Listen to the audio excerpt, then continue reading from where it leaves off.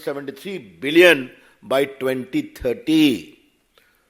भारत दुनिया की एक बहुत बड़ी इकोनॉमी का ड्राइवर बनेगा, प्रॉफिट का, ग्रोथ का, मैन्युफैक्चरिंग का। और हमने आपको एक नंबर दिया था कि 14 में भारत में मोबाइल फोन 78% बाहर से आता था। आज भारत में 100% लोकल मैन्युफैक्चरर सर्व होता है और 90,000 करोड़ का मोबाइल बाहर एक्सपोर्ट हुआ है लास्ट फिस्कल में।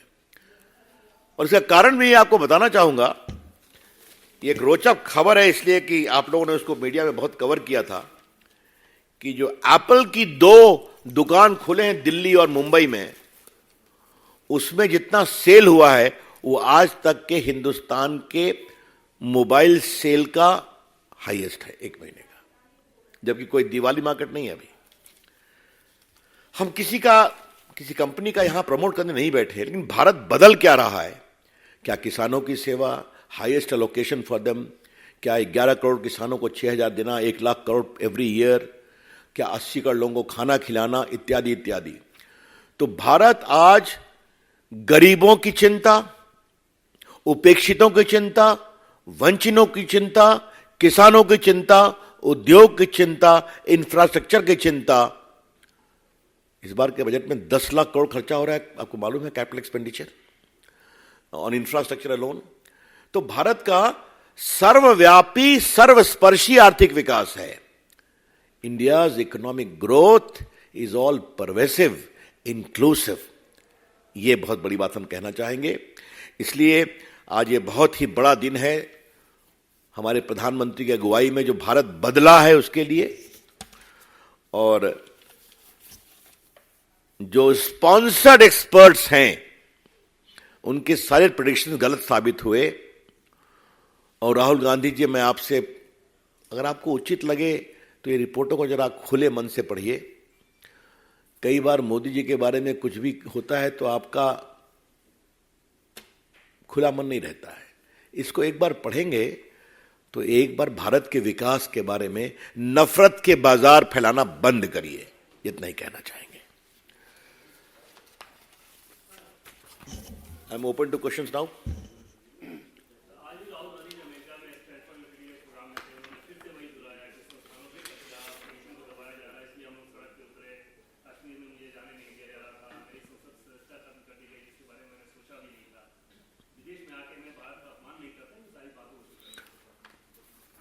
तो राहुल गांधी, क्या आपकी बात हिंदुस्तान में लोग नहीं सुनते हैं क्या? कि आपको विदेश जाके भारत की आलोचना करनी पड़ती है? विदेश में देश की आलोचना कम, अपनी बात कहते हैं आप, लेकिन आपने भारत की प्रतिभा और भारत की छवि को बदनाम करना राहुल गांधी ने अपना लक्ष्य बना रखा है विदेश में। एक मिनट, तो ये कोई नई बात तो है नहीं। जो लंदन में कहा, जो जर्मनी में कहा, जो सिंगापुर में कहा, वही अमेरिका में कह रहा है। तो देश न सुनता है न सुनेगा। लेकिन इस बात की बहुत पीड़ा है कि जिस तरीके से उन्होंने संसद के बारे में कहा, क्या कहा था? आज भारत के संसद की वास्तुकला को दुनिया अप्रिशिएट कर रही, नई संसद को। उन्होंने क्या कहा था? It is a monument of arrogance. याद है ना आपको? इस पर क्या, वो नफरत है। मैंने फिर कहा था, राहुल गांधी ये सब क्यों करते हैं? क्योंकि नरेंद्र मोदी की लोकप्रियता और भारत के प्रधानमंत्री हैं वो, इसकी सच्चाई को स्वीकार नहीं कर पा रहे हैं। राहुल गांधी ने कहा कि मुझे लगता है कि मेरा आईफोन भी टैप किया जा रहा है और भारत में डेटा गोपनीयता के संबंध में एक कानून बनाने की जरूरत है। झूठ बोल रहे हैं राहुल गांधी। उनके टेलीफोन की डेटा की बात है। आपको मालूम, मामला सुप्रीम कोर्ट गया था ना, और सुप्रीम कोर्ट ने कहा था कि जिन लोगों को ऐसा लगता है कि उनके फोन का डेटा हैक हो रहा है, वो अपना फोन जमा कर दें एक्सपर्ट कमेटी के सामने। राहुल गांधी ने कभी हिम्मत की क्या? यही तो मैं आपसे कह रहा हूं। जब अवसर आता है आपके आरोपों की जांच का, तो आप उसमें सहयोग करते नहीं, उसमें भाग जाते हैं, क्योंकि सच्चाई सामने आ जाएगी। जहां तक डेटा प्रोटेक्शन लॉ का सवाल है, that is a work in progress.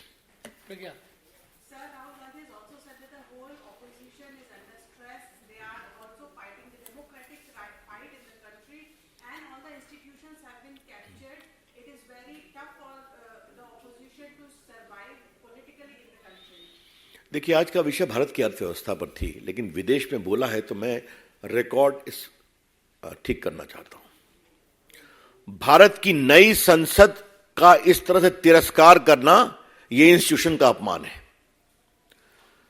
चुनाव आयोग के खिलाफ हल्की बातें करना यह इंस्टीट्यूशन का अपमान है। सीवीसी के खिलाफ हल्की बातें करना यह इंस्टीट्यूशन का अपमान है। सीएजे के खिलाफ 2G घोटाले में इन्होंने कितनी घटिया बात की, यह इंस्टीट्यूशन का अपमान है। और सुप्रीम कोर्ट के निर्णय पर दबाव में लाने की बात करना यह भी इंस्टीट्यूशन का अपमान है। बाद में जब सुप्रीम कोर्ट में